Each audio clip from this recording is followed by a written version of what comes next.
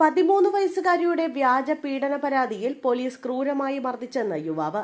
കോന്നിയിലെ 13 വയസ്സുകാരിയുടെ വ്യാജ പീഡന പരാതിയിൽ കസ്റ്റഡിയിലെടുത്ത യുവാവിനെ പോലീസ് ക്രൂരമായി മർദ്ദിച്ചെന്ന് യുവാവ്. കാലിൽ ബൂട്ടിട്ട് ചവിട്ടി അരച്ചു, മുടിയിൽ പിടിച്ചു വലിച്ചു, ചെവിയിൽ പിടിച്ച് കറക്കി.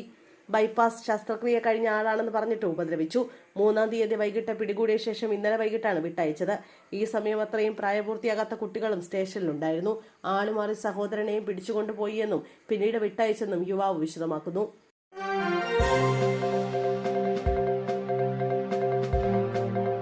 ചേർത്തല പോലീസ് പിടിച്ചെടുത്ത മോൻസൺ മാവുങ്കലിന്റെ വാഹനങ്ങൾ ആക്രിക്കാർക്ക് വിറ്റു. ചേർത്തല പോലീസ് സ്റ്റേഷൻ പരിസരത്ത് കിടന്ന വാഹനങ്ങളാണ് ആക്രിക്കാർക്ക് വിറ്റത്. ഒരു കാരവനും വിദേശ കാറുകളും അടക്കം 7 വാഹനങ്ങളാണ് പോലീസ് പിടിച്ചെടുത്തത്. ഇന്ന് 2 കാറുകൾ ആക്രി വിൽപ്പനക്കാർ കൊണ്ടുപോയി. കാരവൻ അടക്കമുള്ളവ അടുത്ത ദിവസങ്ങളിൽ കൊണ്ടുപോകും. 5 വർഷമായി ചേർത്തല പോലീസ് സ്റ്റേഷൻ പരിസരത്ത് കിടന്ന് ഇവ തുരുമ്പെടുത്തിരുന്നു. സ്വർണ്ണ വ്യാപാരിയുമായുള്ള കേസിന്റെ ഭാഗമായാണ് ഇവ പിടിച്ചെടുത്തത്. സ്റ്റേഷൻ പരിസരത്തെ വാഹനങ്ങൾ ഒഴിവാക്കുമെന്ന ആഭ്യന്തരമന്ത്രിയുടെ നിർദ്ദേശത്തെ തുടർന്നാണ് ഇവ ലേലം ചെയ്ത് ആക്രി വിൽപ്പനക്കാർക്ക് നൽകിയത്.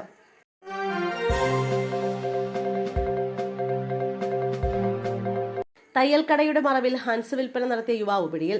തയ്യൽക്കടയുടെ മറവിൽ നിരോധിത പുകയിലോൽപ്പന്നമായ ഹൻസ് വിൽപ്പന നടത്തി വന്നിരുന്ന വിളയൂർ കൂരാച്ചിപ്പടി സ്വദേശി ബാബുവിനെ എക്സൈസ് സംഘം പിടികൂടി.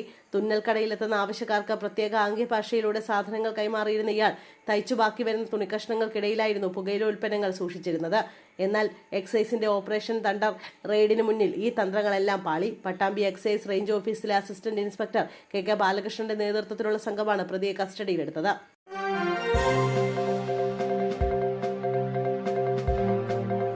പ്രിയദർശിനിയിൽ പണി കിട്ടി. MBD ഫൈൻ അടയ്ക്കാൻ സഹായം തേടി ബസ് ഉടമ. ഇന്ദിരാ ഗ്യാരണ്ടി അഥവാ പ്രിയദർശിനി ഓർഡിനറി ബസ്സുകൾ വഴി സ്ത്രീകൾക്ക് സൗജന്യ യാത്ര അനുവദിച്ച സർക്കാർ തീരുമാനത്തെ തുടർന്ന് സ്വകാര്യ ബസ് ഉടമകളും ജീവനക്കാരും വലിയ സാമ്പത്തിക പ്രതിസന്ധി നേരിടുകയാണ്. ഇതിനിടയിൽ കനത്ത വരുമാന നഷ്ടം മൂലം ഉച്ചസമയത്ത് ഒരു trip ഒഴിവാക്കിയതിന് Ernakulam മഞ്ഞാലി Aluva റൂട്ടിലോടുന്ന little flower ബസ്സിന് മോട്ടോർ വാഹന വകുപ്പ് 7,500 രൂപ പിഴ ചുമത്തിയെന്ന ആരോപണവുമായി ബസ് ഉടമ രംഗത്തെത്തിയിരുന്നു. പെർമിറ്റ് ലംഘനം ആരോപിച്ച് ചെല്ലാൻ വഴി പറവൂർ RT ഓഫീസിലെ മോട്ടോർ വെഹിക്കിൾ ഇൻസ്പെക്ടറാണ് പിഴ ഈടാക്കിയത്.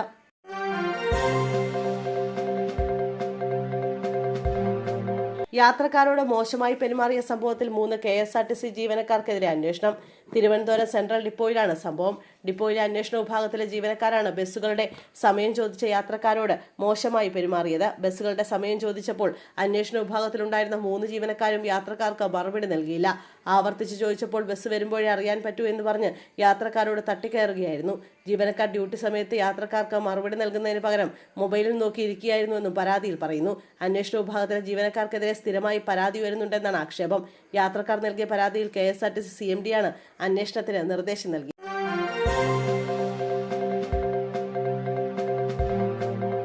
കേരള കോൺഗ്രസ് എമ്മിൽ കൂട്ടരാജി. പത്തനംതിട്ട ജില്ലാ വൈസ് പ്രസിഡന്റ് PK ജേക്കബ്, ജില്ലാ സെക്രട്ടറി സാം ജോയ്ക്കുട്ടി, സംസ്ഥാന സമിതി അംഗം സുനിൽ വലഞ്ചുഴി തുടങ്ങിയവരും 100ഓളം പ്രവർത്തകരുമാണ് പാർട്ടി വിട്ടത്. ഇവർ ഇന്ന് കോൺഗ്രസിൽ ചേരും. DCC ഓഫീസിൽ നടക്കുന്ന ചടങ്ങിൽ കോൺഗ്രസ് അംഗത്വം സ്വീകരിക്കും. കേരള കോൺഗ്രസ് എം സംസ്ഥാന നേതൃത്വം ജനാധിപത്യ മര്യാദകൾ തകർത്തതായി പാർട്ടി വിട്ട നേതാക്കൾ ആരോപിച്ചു. ജില്ലാ പ്രസിഡന്റ് ഏകാധിപത്യ നിലപാടുകളും പാർട്ടി വിടാൻ കാരണമായി എന്നും നേതാക്കൾ ചൂണ്ടിക്കാട്ടുന്നു. തദ്ദേശ തെരഞ്ഞെടുപ്പിലും നിയമസഭാ തെരഞ്ഞെടുപ്പിലും പാർട്ടിക്കുണ്ടായ തിരിച്ചടികളിലും ജില്ലയിലെ നേതാക്കൾ അതൃപ്തരായിരുന്നു.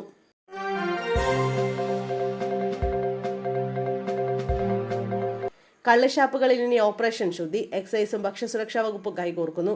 നാടൻ വിഭവങ്ങളിലൂടെ കള്ളുഷാപ്പുകൾ ഭക്ഷണപ്രേമികളുടെ പ്രിയ കേന്ദ്രങ്ങളായി മാറിയിട്ടുണ്ടെങ്കിലും കപ്പയും കരിമീൻ പൊള്ളിച്ചതും ബീഫ് ഫ്രൈയും ഉൾപ്പെടെയുള്ള വിഭവങ്ങൾ തയ്യാറാക്കുന്ന അവിടുത്തെ അടുക്കളയെക്കുറിച്ച് പലർക്കും അത്ര പോരാ എന്ന അഭിപ്രായമാണ്. എന്നാൽ ഇനി ഈ അടുക്കളകളും കർശന നിരീക്ഷണത്തിലാകും. ശുചിത്വവും ഭക്ഷ്യസുരക്ഷയും ഉറപ്പാക്കാൻ എക്സൈസ് വകുപ്പും ഭക്ഷ്യസുരക്ഷാ അതോറിറ്റിയും സംയുക്ത പരിശോധനകൾക്ക് തുടക്കമിടുന്നു. സംസ്ഥാനത്തെ 3,913 കള്ളുഷാപ്പുകളിൽ 2,310 ഇടങ്ങളിൽ ഭക്ഷണവും വിതരണം ചെയ്യുന്നുണ്ടെന്നാണ് ഭക്ഷ്യസുരക്ഷാ അതോറിറ്റിയുടെ കണക്ക്.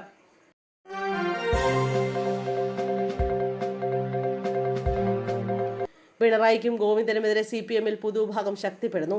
നിയമസഭാ തെരഞ്ഞെടുപ്പിലെ കനത്ത തോൽവിക്ക് പിന്നാലെ CPM-ൽ MA ബേബിയുടെ അനുഗ്രഹാശംസകളോടെ നേതാക്കളുടെ Puducherry. Pinarayi വിജയന്റെയും party secretary MV ഗോവിന്ദന്റെയും നിലപാടുകളെ പാർട്ടിക്കകത്ത് തുറന്നെതിർത്താണ് പുതുവിഭാഗം ശക്തിപ്പെടുന്നത്. പ്രതിപക്ഷ നേതാവ് പിണറായി വിജയനെ നിയമസഭയ്ക്കകത്ത് തിരുത്തും രീതിയിലുള്ള പരസ്യ നിലപാട് വരെ ഇതിന്റെ ഭാഗമായി വ്യാഖ്യാനിക്കുന്നവരും കുറവല്ല. കീഴ്ഘടകങ്ങളെ മറികടന്നുള്ള തളിപ്പറമ്പിലെ MV ഗോവിന്ദന്റെ ഭാര്യയായ PK ശ്യാമളയുടെ സ്ഥാനാർത്ഥിത്വം പിഴച്ചുവെന്ന് കണ്ണൂർ ജില്ലാ കമ്മിറ്റി വീഴ്ചയേറ്റു പറഞ്ഞ് സംസ്ഥാന നേതൃത്വം ശരിവച്ചു. ഇത്രയും വിശദീകരിച്ചാണ് MA ബേബി MV ഗോവിന്ദനെതിരായ ഉൾപാർട്ടി വിമർശനത്തിന് അടിവരയിട്ടത്.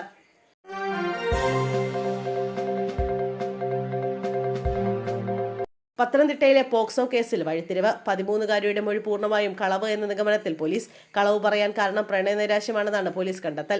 സഹപാഠിയുമായി ബ്രേക്കപ്പ് ആയതിന്റെ ദേഷ്യത്തിൽ കെട്ടിച്ചമച്ച കഥയെന്നാണ് പോലീസ് പറയുന്നത്.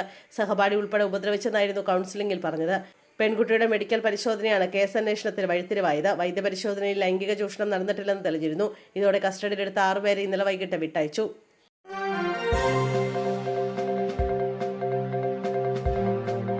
കൊടുവള്ളിയിൽ ജ്യേഷ്ഠൻ അനുജനെ കുത്തിക്കൊലപ്പെടുത്തി. കൊടുവള്ളി വലിയപറമ്പ് സ്വദേശി പ്രസാദാണ് കൊല്ലപ്പെട്ടത്. ജ്യേഷ്ഠൻ പ്രമോദിനെ പോലീസ് കസ്റ്റഡിയിലെടുത്തു. ശനിയാഴ്ച രാത്രിയിലായിരുന്നു സംഭവം നടന്നത്. മദ്യലഹരിയിലാണ് പ്രമോദ് കൊല നടത്തിയതെന്നും പോലീസ് പറയുന്നു. കൊടുവള്ളിയിലെ വീട്ടിൽ പ്രസാദും പ്രമോദും മാത്രമാണ് താമസിച്ചിരുന്നത്. ഇരുവരും തമ്മിൽ നേരത്തെ തന്നെ സ്വത്ത് തർക്കമുണ്ടായിരുന്നു. ഇന്നലെ ഇതുമായി ബന്ധപ്പെട്ട് ഇരുവരും തർക്കത്തിലേർപ്പെട്ടു. ഇതിനിടെയാണ് പ്രമോദ് പ്രസാദിനെ കുത്തിക്കൊലപ്പെടുത്തിയത്. തൊട്ടു പിന്നാലെ പോലീസ് സ്ഥലത്തെത്തുകയും പ്രമോദിനെ കസ്റ്റഡിയിലെടുക്കുകയുമായിരുന്നു.